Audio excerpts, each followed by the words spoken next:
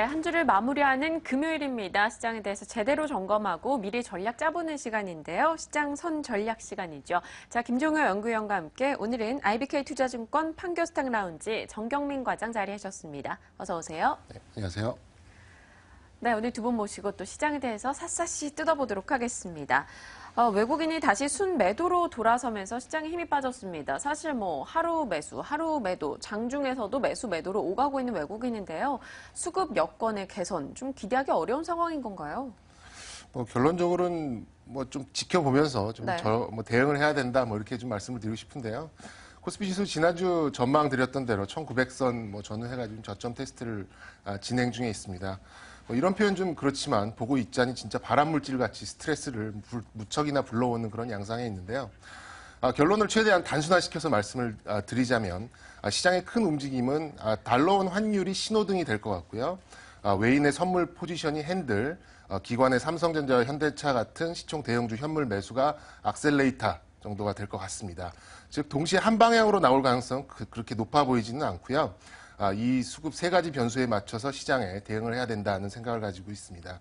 단적인 예로 어제의 투자 주체별 매매 동향을 보면서 설명을 좀 드리겠습니다. 어제 지수는 약 5포인트 정도의 약보합을 나타냈는데요.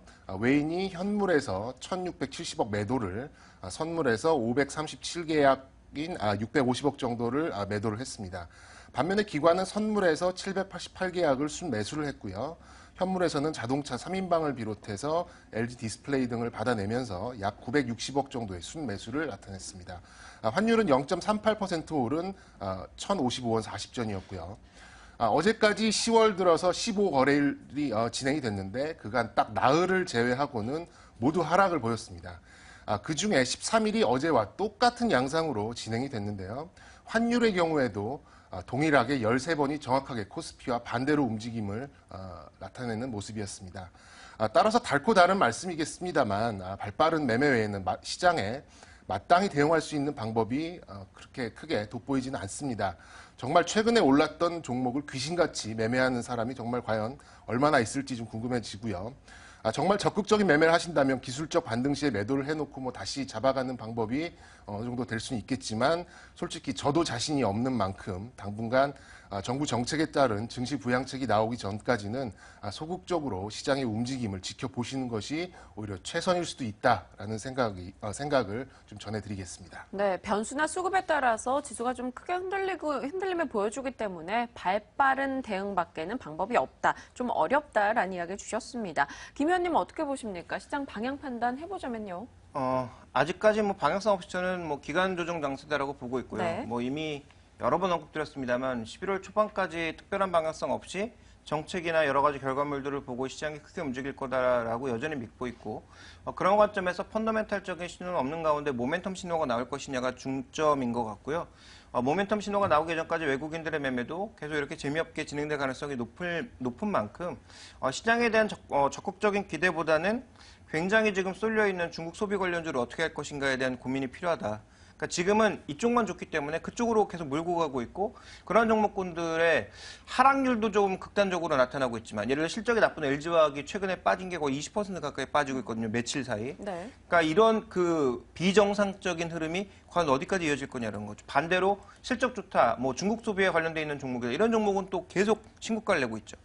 이런 극단적인 부조화가 과연 언제까지 이어질 수 있을지가 문제인데 잘 가고 있는 화장품주를 포함한 이들 종목을 어떻게 투자하는지가 저는 투자 핵심이 아닌가. 그래서 지금 많이 빠지고 있는 종목은 기업이 망할 기업만 아니라면 조금 들고 버티면 어느 정도 답이 나올 것 같은데 이렇게 계속 신고가를 날아가고 있는 화장품주를 포함한 중국 소비 관련주에 대한 투자 전략이 저는 전략의 핵심이라고 보고 있습니다. 네, 알겠습니다.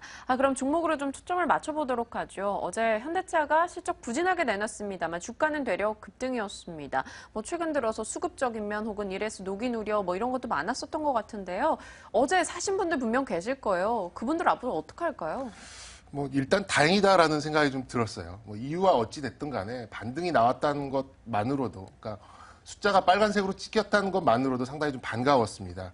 지난주에 제가 비난을 무릅쓰고 현대차에 대한 불편한 전망을 좀 드렸었는데요. 컨센서스를 하회하는 영업이익 1.6조 수준의 실망스러운 실적 외에도 뭐 현대캐피탈 관련 바이백 이슈, 또 한전 부지 개발비, 환율, 뭐 ELS 붐 셀링 등등 도대체 좋은 것을 찾아보려고 해도 뭐 쉽게 찾아볼 수 없는 상황에는 분명한 것 같습니다. 쉽게 결론적으로 말씀을 드리자면 큰 기대는 하진 못할 것 같습니다. 반등이 어디까지 나올지는 모르겠습니다만 뭐 솔직한 말씀으로 한 20만 원 정도 넘어준다면 뭐 땡큐 하면서 비중을 줄여주거나 아예 빠져나오는 것이 현명한 판단일 가능성이 높다는 약간 무거운 말씀을 계속해서 드리고 싶고요. 최근 글로벌 자동차 업체들의 주가가 모두 큰 폭의 하락을 뭐 보이긴 했습니다만 압도적으로 현대차의 하락이 가장 컸습니다. 표 하나 보여드리겠는데요. 네. 현대차와 토요타 간의 주가와 엔달러 환율을 나타낸 표입니다. 토요타가 2012년 말부터 달러엔 환율의 엔화 약세를 타고 추세적으로 주가를 역전하는 모습을 볼 수 있습니다. 개인적으로 현대차가 너무 의기양양한 것이 아닌가 싶은데요. 절대로 저는 뭐 친일파는 아닙니다만 토요타는 토요타일 뿐입니다. 경쟁사의 일시적 약세를 틈탄 한두 해의 반짝 선전을 가지고 현대차가 너무 많은 일을 벌였던 게 아닌가라는 생각이 좀 들고요. 지난주와 같은 결론을 드려야 될 것 같습니다. 막연한 기대보다는 환율과 판매량, 실적 등 중요한 변수를 지켜보시고요. 제조업은 무조건 판매 점유율과 마진이라는 거 기억하시고 돌다리를 두들기다가도 건너지 않겠다라는 생각으로 보수적으로 접근하시는 것을 당부드리겠습니다. 네, 말씀 굉장히 재치 있게 해주고 계셔요. 사실 오늘 또 하나의 변수가 뭐 기아차나 현대모비스, 현대위아 등의 실적이 예정되어 있습니다. 이들 업체에 대해서 뭐 전망 살짝 해주신다면요. 현대차의 그림자 같은 그런 네. 좀 주가를 나타낼 것으로 예상이 되는데요. 아까 잠시 언급을 드렸듯이 반등이 나온다면 일부 비중 축소를 하는 것이 오히려 현명한 판단이 아닐까라는 생각이 들고 있습니다. 네, 알겠습니다. 자, 그럼 전혀 다른 흐름을 보였었던 화장품 관련주도 살펴볼게요. LG 생활건강이 실적 좋게 내놓으면서 어제 화장품 섹터를 좀 크게 뛰어 올리는 모습이었는데요. 앞으로 더 갈지가 중요할 것 같아요. 모멘텀 더 남아있다라고 보십니까? 아까 우리 김 의원님께서 짚어주신 거 저도 뭐 전적으로 좀 동의를 하고 있는데요. 네. 사실 어닝밸류 20배가 우습게 넘어가는 양상을 보이고 있습니다. 반대로 보면 그만큼 시장에서 돈이 쏠릴 곳이 이곳밖에 없다라는 반증이 될 것 같고요. 그렇다면 이 중에서 기대치의 100%까지는 아니더라도 비슷하게 실적으로 증명을 해주는 종목은 어제 LG 생활건강 같이 더 차별화되어 차고 나갈 수 있는 기회가 되지 않을까라는 생각을 가지고 있습니다. 전에도 한번 언급드렸지만 재미있는 그림 하나 짚어가도록 하겠습니다. 네. 좀 시간을 빨리 가야 될 것 같은데요. 중국의 남부 사람들은 홍콩이나 싱가포르, 말레이시아 등으로 놀러 가지만 2시간이 채 안 되는 동북부 유호커들은 한국을 찾습니다. 저가항공을 타고 와서 호텔 신라의 짐을 풀고 근처 백화점에 나아가서 밥통과 화장품, MBA 등 관련 의류를 싹쓸이를 하고요. 일부 여성들은 강남에 가서 살짝 시술과 수술을 받고 일부 남자들은 카지노에 가서 시원하게 한번 땡겨주고 젊은 층은 엑소나 빅뱅의 팬미팅에 참여합니다. 마지막으로 출국 전에는 면세점에서 가져온 돈 다 쓰고 다시 저가항공을 타고 가죠. 그런데 이러한 연휴와 휴가는 매년 온다는 사실이고요. 출국자 수는 매년 20%가 증가한다는 사실입니다. 뭐 우스갯소리지만 우리나라의 중산층은 현재 좀 구매력이 많이 떨어져 있는데 우리가 어디에 투자하는지는 여기에 다 나와 있는 게 아닌가라는 생각이 좀 들고 있고요. 굳이 종목을 찍자면 어제 급등을 보였던 LG생활건강이 조금 더 치고 나갈 가능성이 좀 높아 보이고요. 지금 악재는 조금 눌려 있긴 하지만 한국콜마가 악재가 조금 해소되는 시점이 온다면 코스맥스가의 상승 간격을 조금 더 줄여주지 않을까라는 생각을 가지고 있습니다. 네, 알겠습니다. 요커들의 또 일정까지 한번 쭉 설명해 주시면서 그 안에서 투자 팁을 언급해 주셨습니다. 종목으로는 LG생활건강 그리고 한국콜마 지적해 주셨는데요. 김 의원님의 시각도 궁금해요. 앞서 화장품주 같은 이 고평가되어 있는 종목들에 대해서 어떤 투자를 하느냐가 굉장히 중요하다 하셨잖아요. 얼마 전에 OCI 말씀드린 적 있죠. 네. 저점이 어딘지 모른다. 뭐 오늘 저점이냐, 내일 저점이냐 물어보면 모른다. 근데 사야 되냐 그러면 전 사고 싶다 이런 말씀을 드린 적이 있는데요. 반대로 화장품주는 그대로 반대로 말씀드리고 싶습니다. 저는 뭐 화장품주에 대해서는 지금 아모레퍼시픽과 코스맥스라고 하는 대장주 두 종목을 제외하면 나머지 종목은 아예 관심이 없고요. 뭐 그건 뭐 이제 개인적으로 매매를 하시는 분들의 매매 대상일 것 같고 이 두 종목이 꺾이면 저는 뭐 전반적으로 꺾인다라고 보고 있습니다. 그리고 아까 말씀을 그대로 뒤집어서 말씀드리면 고점이 나왔냐? 모르겠습니다. 오늘이냐 내일이냐 모르겠습니다. 근데 투자자를 어떻게 할 거냐? 저는 팔고 싶습니다. 그래서 전반적으로 이런 그 종목군들의 끝이 어딘지는 모르고 장기적으로 성장이 이어질 것으로 보여지나 오리온의 경우랑도 똑같다라는 거죠. 오리온도 PR 40배까지 갔을 때 그때도 누구도 비싸다고 하지 않았고 더 간다고 했거든요.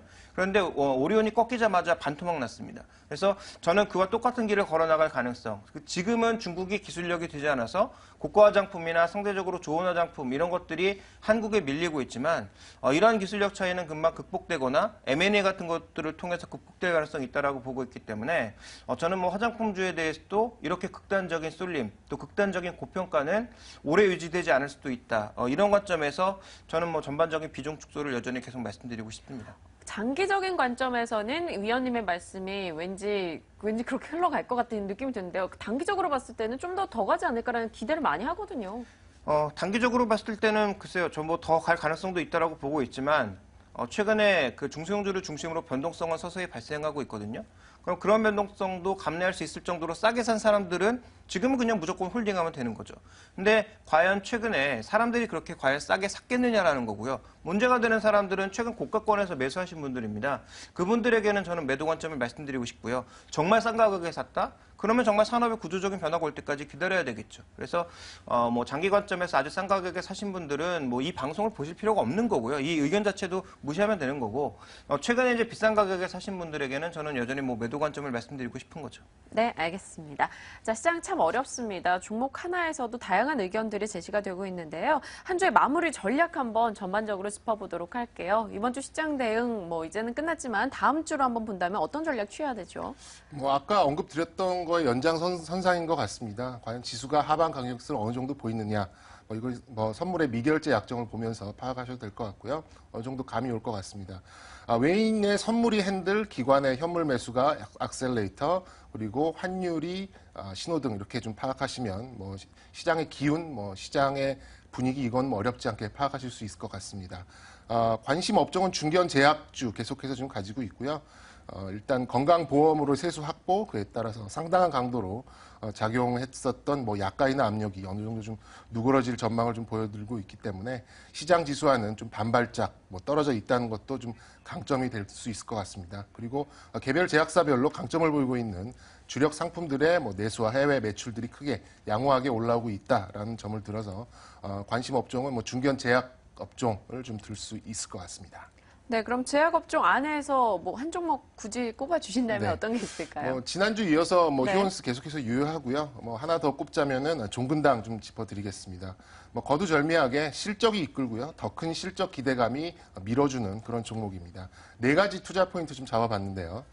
첫 번째는 고령화수에 적합한 제품 포트폴리오, 두 번째 R&D 강화를 통한 고도 비만 치료제 등 수출이 계속해서 가속화되는 급실적 개선 이쪽에 볼 수 있겠고요. 세 번째로는 중견 제약사 중심의 시장에 관심이 계속해서 이어지고 있다는 점, 마지막으로는 밸류에이션 14배 수준으로 업종 평균 대비 상당히 저평가돼 있다 이렇게 좀 들 수 있겠습니다. 매수는 현재가도 유효한 8만 원 내로 잡아도 될 것 같고요. 목표는 한 9만 원 수준, 손절가는 7만 5천 원 수준 이렇게 좀 전해드리겠습니다. 네, 여전히 제약 쪽에서 내수 모멘텀을 가지고 갈 수 있을 것이다. 종목으로는 종근당 꼽아주셨고요. 목표 주가 9만 원까지 내다보고 있습니다. 자, IBK 투자증권의 정경민 과장과 함께 시장 전반적인 이야기 그리고 종목 전략까지 나눠봤습니다. 고맙습니다. 네, 감사합니다.